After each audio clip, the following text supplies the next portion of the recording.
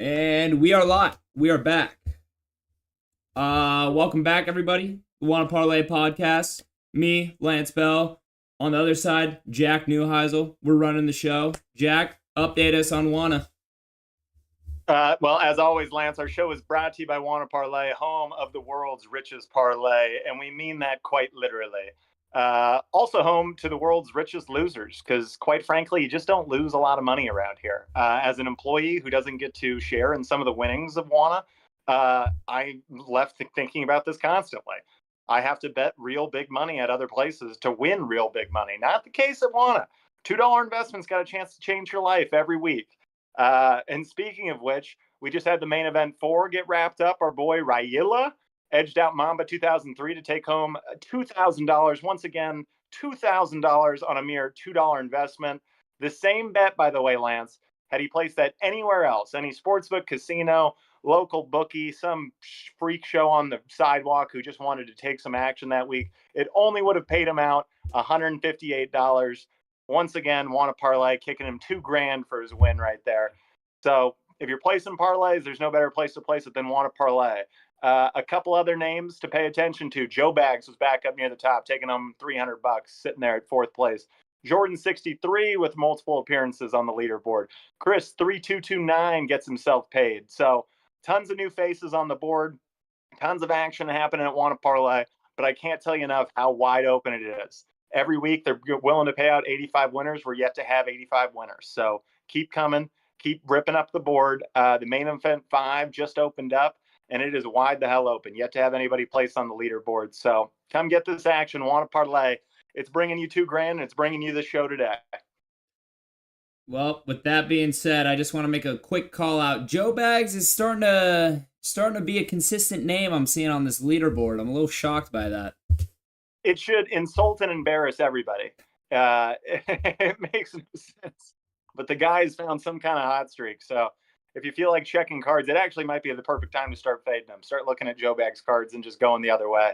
But the Joe Bags has figured out what a lot of people are yet to, and that is the action needs to be placed at Wanna Parlay. That's where you go to win some money, and it's certainly where you go to not lose a lot of money. You go 1-20 here some week, all of a sudden you're going home still pretty paid out. So life's good over at Wanna Parlay. I need more action of it. But Joe Bags, a couple of these names, interesting to see back up there. Tyilla, couple big time guys, and it was a good weekend, Lance, to be getting some action out there on some sports, to be placing some parlays. I don't know if you noticed my background here, but I'm symbolically sitting in front of bars because I am now out of jail. I just went 4-1. It was bad. It was tough over there, but now I'm rolling, baby. I'm 4-1 this last week. I actually had a decent Sunday, so life's good. How about Yeah. yourself? What are you paying attention to this weekend? My Friday night slip, that was just dog shit. It was just not my best. It just 0-2. I was disappointed. I didn't know Washington. I mean, I guess I should have known. You called it out that Rutgers was gonna definitely play well at home.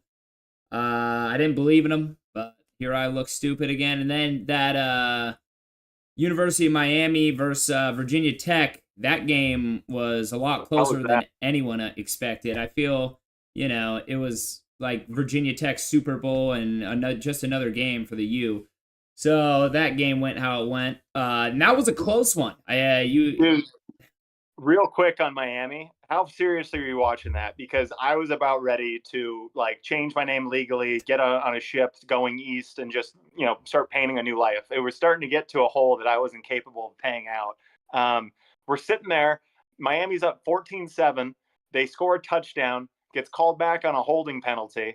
Next play, we get a pick that gets returned for 50 yards. 3 downs later, they score the other way, a 14-point swing. And then it was Virginia Tech ball all the way to the fourth quarter. My friends are looking at me asking if everything's okay at home. I'm like, I'm on this Miami side. They take Miami money line in solidarity. Of course, they all win their bet. So I'm in a victory parade circle as Miami wins. Then I got to tell everybody, no. I had the 14.5. We got issues. It was bad. It was bad. It had me banged up going into Saturday. Thank God I still had the guts to play some picks because Dude, when they called that final play a touchdown, I was so shocked. I really thought it was gonna stand because I couldn't see the angles like of where the ball came out when it came out, and the rule of possession and whatever was going on. I honestly thought Virginia Tech won the game. I'll say this on review. I do think they got what is likely the right call. I think by the letter of the law, they stretched a little bit to do that because I don't think it, covered, the legal standard that we need to flip picks where it's, conclusive and hard. Mm-hmm. But I do think they did get the right pick. I will say I'm just bummed for Hokie Nation because I just doesn't. It feels like they outplayed them completely the whole game. Oh, 100%. It felt like they came out ready to play, and it looked like the U just thought it was going to be another beatdown of just like a pathetic school. No, Virginia Tech came to play. And this is such the bummer of college football, both as a player, as a coach, as a fan. There's no points for winning close or for losing close games. No. It hurts all the same. And now Virginia Tech's got to go home at 2-3 after they just took Miami to the ropes. Means nothing. Move on. Yep, it's just brutal. I mean, and now going into Saturday, Saturday you did great. Not good. Dude. You did great. That was impressive. I was watching your picks with like a hawk, and you performed very well. A couple of them. You want to talk my picks? Because Yeah, the BYU the BYU one was the one I loved as well, and it showed out great. Those Mormons are real. Like they could sneaky win the Big 12 championship. Am I wrong? A Big 12. Yeah. Yeah, they look every bit the part. Once again, everybody had Kansas State penciled in as an odd V playoff team, especially with Utah kind of middling around without Cam Rising. Obviously getting beat this week by Arizona. BYU currently looks like the best bet to take right now in the Big 12, which dramatically impacts the entire board. And maybe just for me as an SMU guy, but SMU gets beat in a really sleepy game against BYU. And I thought BYU was average as the day is long watching the game. All of a sudden, 3 weeks later, SMU's ripped off 2 in a row against TCU and Florida State and beaten the hell out of them. BYU's gone home and beat Kansas State and then just went on the road and beat Baylor. This is a team that struggled in their first year in the Big 12 and now looks every bit, the superior of the Big 12. It's fun to watch. So that one, again, we figured that out last week against Kansas State. You and me determined that was not a fluke. It is so fun to be a week ahead of Vegas. It is so fun. That line sucked. We knew it. It was a good spot to be on. I'm an idiot on the Colorado UCF under. I'll tell you what, though, that game live, I got offered 48.5 with 4 minutes left to go in the first quarter. It was zeros in the first quarter. Stopped paying attention. Look up. It's 30 seconds left in the first quarter, and there's been 21 points scored. I'm like, what in the hell has happened to this game? And that was the story of the day. The game just moved in slow motion. It moved at Travis Hunter's pace, I suppose, and just fucking the clock didn't move. People did, and that thing went over real fast. So that one sucks. UConn -5.5 versus Buffalo. Felt great about that one. That's a little bit of a muddy one that, I don't know how much of those two teams anyone's watched, but Buffalo coming off their big win against Northern Illinois. UConn looking great since getting beat down by Maryland in week 1. And then for anyone paying attention to that game, Coach Mora had the boys buzzing. There was a little pregame fight that Jim Mora was right in the middle of, trying to throw hands with the other coaching staff. Fucking crazy. Chaos. So I almost got more money on UConn at that time where I was like, we're ready. We're good to go. And that was a beatdown. That one was the easiest cover of the entire day. Louisville, Notre Dame makes me feel like an absolute genius. It might be the first bet in a couple weeks that it happened because of the reasons I thought it would. Louisville's able to get to 24. Notre Dame's offense kind of finding themselves trying to take advantage of the lousy secondary, or the poor performing secondary, I should say, of Louisville. So great cover there. And then Illinois plus 19.5 again. What the hell there, Vegas? Because Vegas is begging you to take Illinois right there, saying, "Oh yeah, take them." Illinois just played great. Go ahead. But the quarterback play of Altmaier, the way they coach their game and can shrink possessions. They can move the chains with the run. They do a great job of stopping the run. It's a game. They were built to keep that game at least relatively close, and that one covered relatively easy. And then I made a big freaking, gospel speech about it. But Travis Hunter, props. My man had a pick. My man had 10 tackles. My man had a touchdown. My man had 100 yards through the air. I'm going to keep doing that until Vegas corrects. And by the way, add Ryan Williams to that list going forward. I was not on it. My man went 9 catches for 177 and a touchdown. Yo, I'm going to hammer the 17-year-old for the foreseeable future. Yeah, that kid is unbelievable. I mean, that entire game that he participated in was unbelievable. Bama versus Georgia. Wow, that was one for the ages. Kalen DeBoer, number one, is it's crazy to think that you could go off the Nick Saban era and possibly upgrade at your staff, but it feels like they may have done that. They're getting the best version of Jalen Milroe. And, not to just keep us harped on Ryan Williams, but that dude, he's got like the Lamar Jackson thing where it's like, I've never quite seen like his athleticism before. Like, I don't even know how you measure it against other people because he's got his own unique way of like just moving. Yeah, I mean, I know exactly what you're talking about. I mean, when he obviously the spin move on that final touchdown that he had, he like the one to stay in bounds, but he's like moving in slow motion. Like he's just like whoop, it stays in, and then the two makes two defenders kiss themselves. Boom. Yeah. To the house. Justin Jefferson had a cut like that in the national championship against Clemson years ago, but I've honestly never seen anything like that. And to go break so quick and then re-hit your gear and burn both those kids who are both 4-3 kids down the sideline. I mean, the kid, and then the kid in interviews is just Johnny Charisma. Like he's the sweetest, coolest kid I've ever seen in my life. Like I'm gonna get this 17-year-old's jersey as a 30-year-old man. I'm not even gonna be embarrassed by it. I mean, it's got to be. I can't imagine what he's going through. I mean, to be 17 years old and right now, damn near the king of Alabama. Like that performance against Georgia, and especially in that moment, that was unbelievable. I don't know if I've ever seen, freshman receivers is already. I mean, that's already a stretch, but a 17-year-old doing this to Georgia? Dude, every now and again, you just see somebody that's just built for the stage, and he's just a rock star. He just is. Yeah, he's unbelievable. It's the coolest thing. It's my favorite story in college football this year. It's incredible. Yeah. All right. So moving on to a couple of my Saturday picks.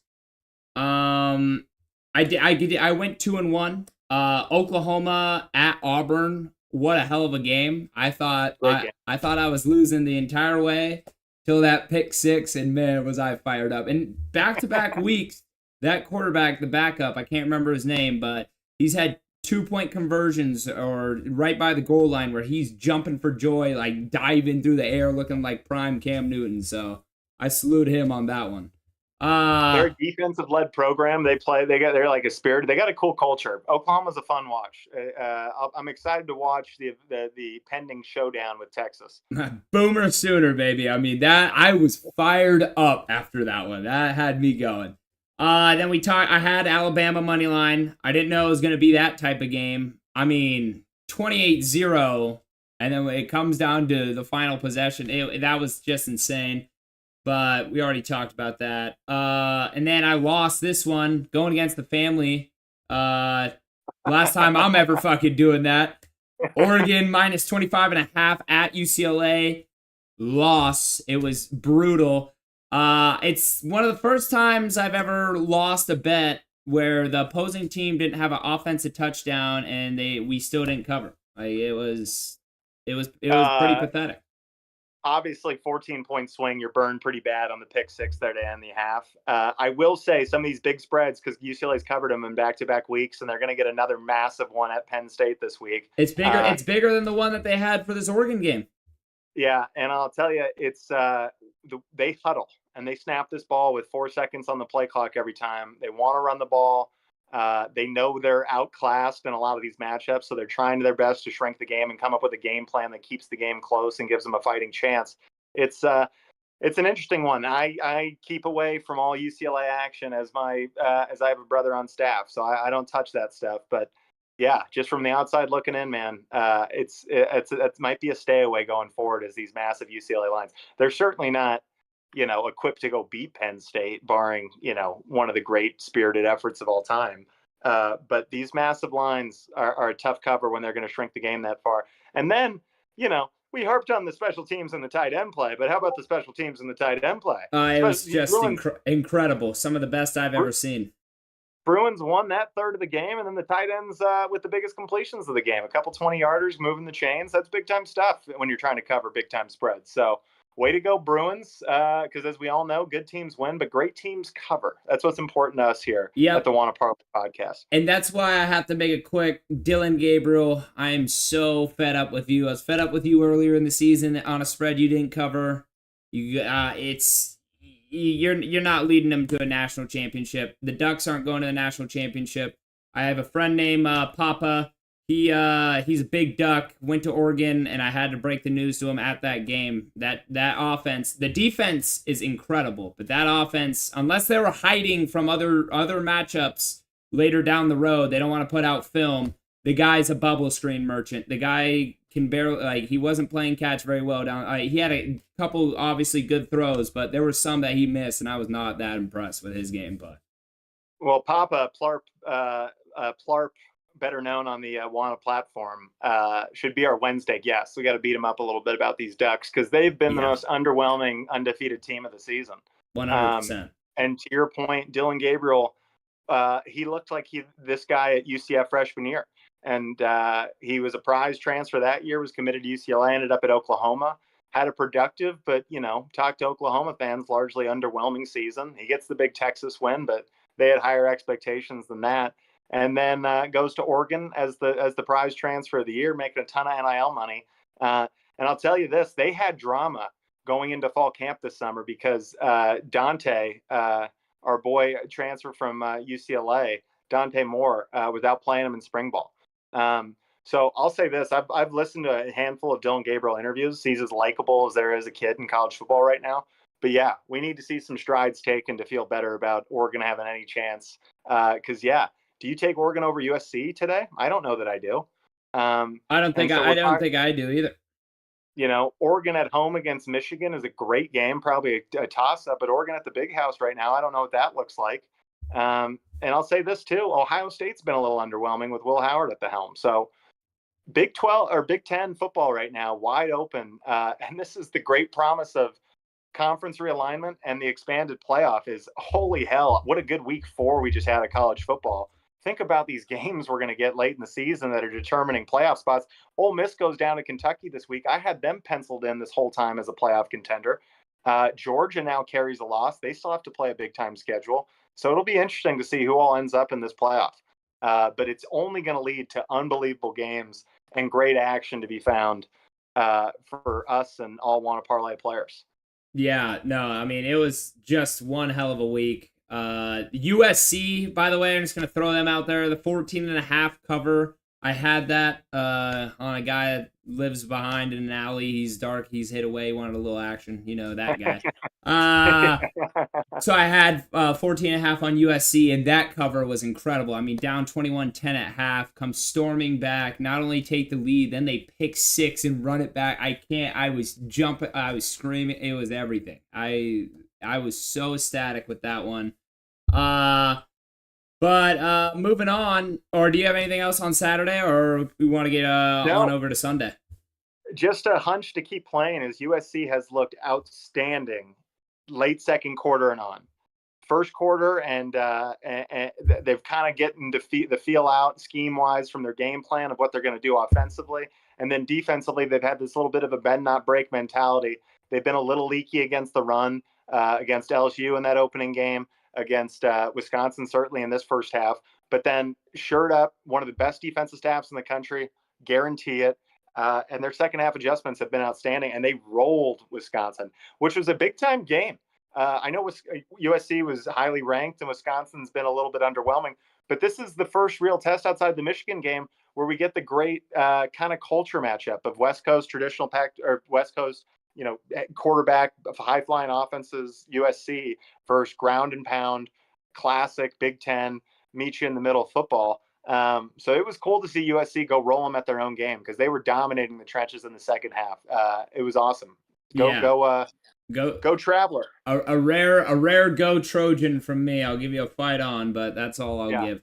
All right. Going into Sunday, I went 2-2-1. I pushed on one. It was not my best. I was a little bummed on one of them, especially. I guess both my losses. I'm always bummed on losses. What am I talking Was it the about? steel curtain that bummed you out?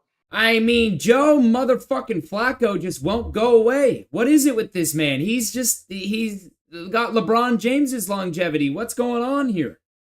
So I think I've discovered something to pay attention to for us going forward in the NFL.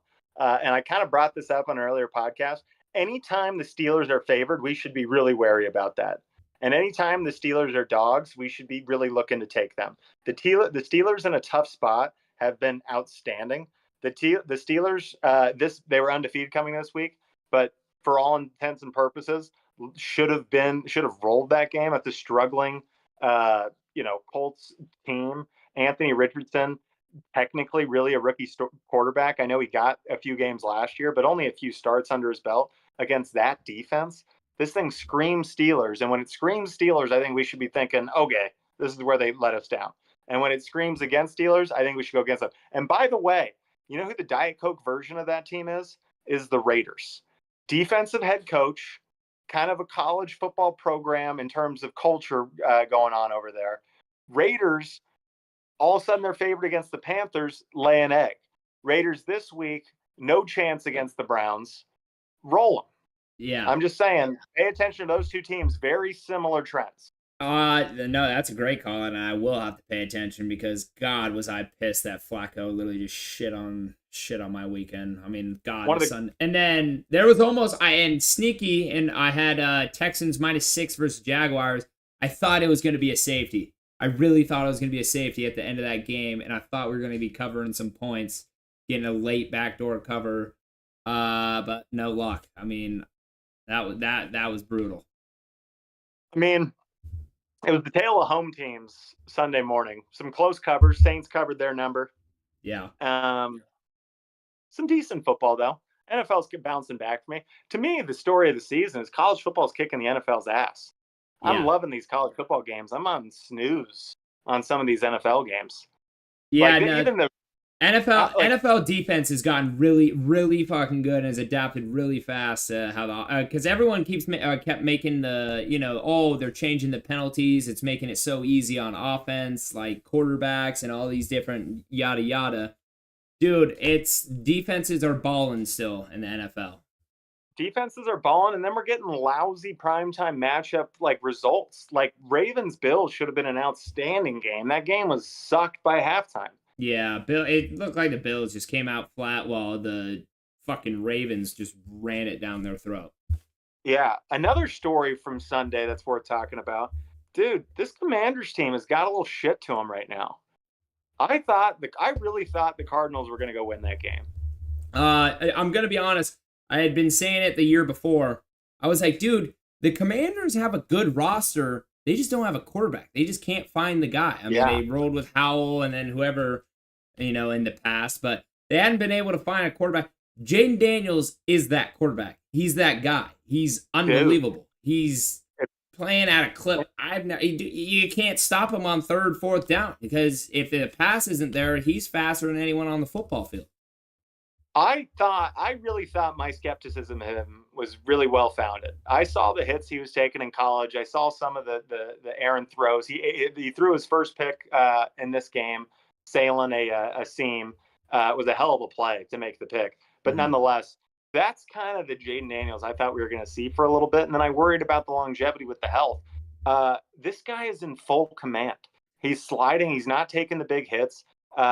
His legs get him out of all the trouble in the world, and they're actually protecting the hell out of him. So when he gets out late, you're talking about having to cover for 6-7 seconds, which nobody in the world can cover these NFL receivers for 7 seconds. So it's something built to last, and that's got to be the most winnable division in the NFL right now, with the Eagles, looking milquetoast, the Giants being the Giants, and the Cowboys just look like a flat average team, middle of the road team. So this thing's wide open. All of a sudden, Commanders to the playoffs looks kind of like the sure bet.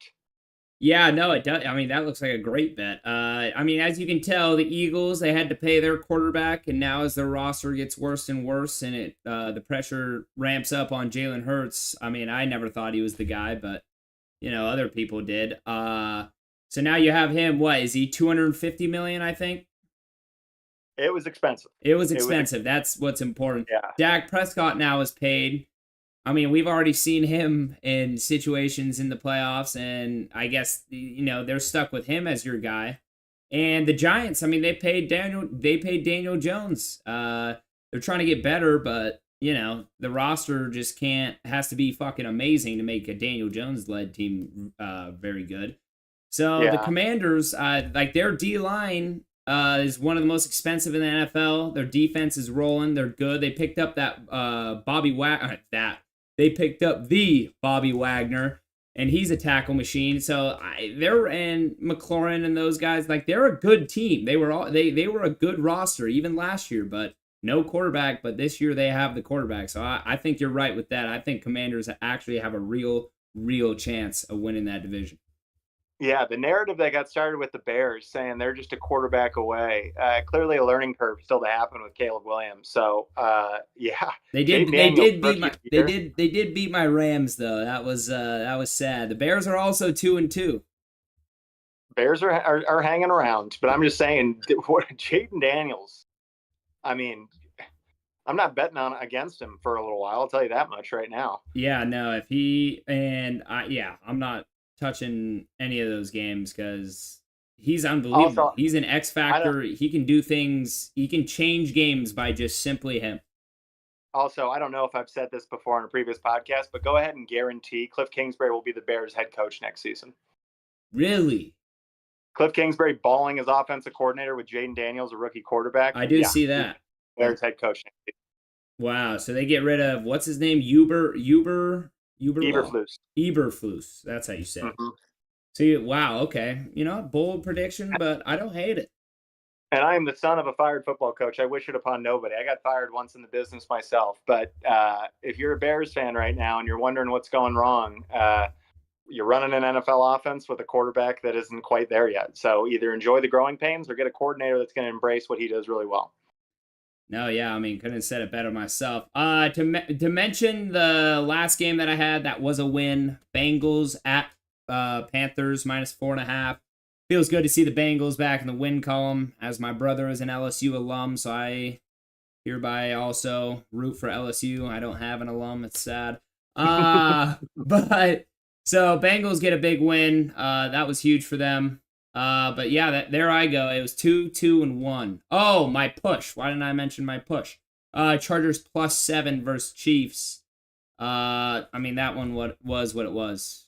I wasn't That was shocked. a little bit of a stinker. I kept waiting to get live on the Chiefs in that game, and Vegas was just not allowing any kind of space right there. They were down 10. I was getting Chiefs +1.5, and I was like, this sucks. So, and it was like +125 money line. So I laid off that game.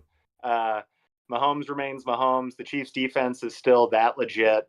They'll be in the Super Bowl. Everyone just deal with it. And then we'll see who we get out of the NFC. But yeah, I don't know who so beats the Chiefs. Rolling. What about Rashee Rice? I haven't seen anything confirmed, but my God, that knee injury looks like ACL, MCL, fucking every other combination of CL. Yeah. His knees. I actually got to coach Rashee a little bit at SMU. I've not heard the word yet at all. He's the sweetest kid in the world. That driving story was a bummer. He really is. He really is the sweetest kid and a hell of a football player. Will be a historic number 2 receiver the rest of his time there. He's just an unbelievable possession receiver. So hope like heck his knee's fine. He's been a relatively healthy player. You hate to see that, and all of a sudden it's a nagging thing for the rest of his career. But fingers crossed on that, because yeah, it's a great point. He's really what everything else operates around, especially Travis Kelce late in his career. You got the rookie from Texas, A.D. Mitchell, or is that who? Yeah, A.D. Mitchell, right? No. Xavier Worthy. Xavier Worthy. Excuse me. Xavier Worthy. But Xavier Worthy, everything he does is set up off what Rashee Rice does. So if Rashee Rice goes down, you're talking about Sky Moore, and Sky Moore has been a little bit feast or famine in his time. So we'll see. But so far so good. I know it was a hamper Justin Herbert, but that's still a divisional win on the road. It's tough to do when you lack all your weapons. So points to the Chiefs again. They are still the class of the NFL. Yeah. Yeah. All right. Well, we've gone through our past mistakes and Yeah, couple we got to we speed up and get some picks here because we got kickoffs coming up. yeah. So Monday Night Football. I'm gonna go first. I'm gonna tell you both the games I like, and you let me know if I'm an idiot or if I'm someone you think is reasonable.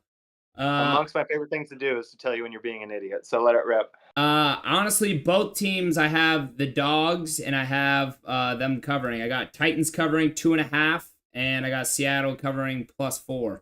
The Titans won. I mean, who do they have? Tyler Huntley, Miami at quarterback. Yeah, that doesn't fool me. I know we have the most athletic turnover machine, Will Levis, but hopefully he'll figure his shit out. And then Seattle, I just think Monday Night Football, Jared Goff, four points is a lot of points. And Seattle's looked good this year. They're still undefeated, so obviously they've done something right. So I just don't think Lions cover 4 points. I love both takes, to be honest with you. It's rare that we agree across the board. Probably a good indicator that we're wrong, but we'll live with it for the time being.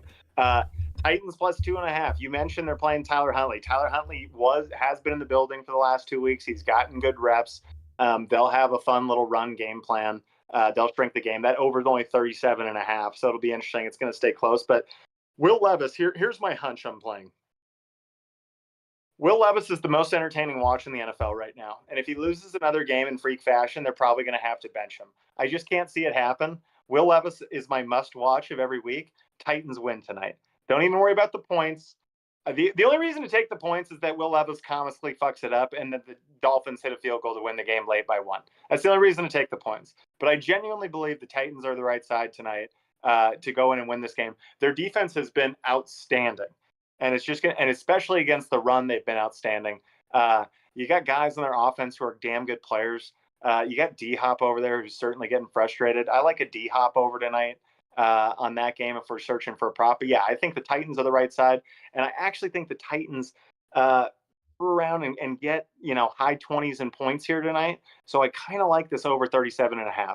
That's just me needing action, but I kind of like this over 37.5. And then that other game.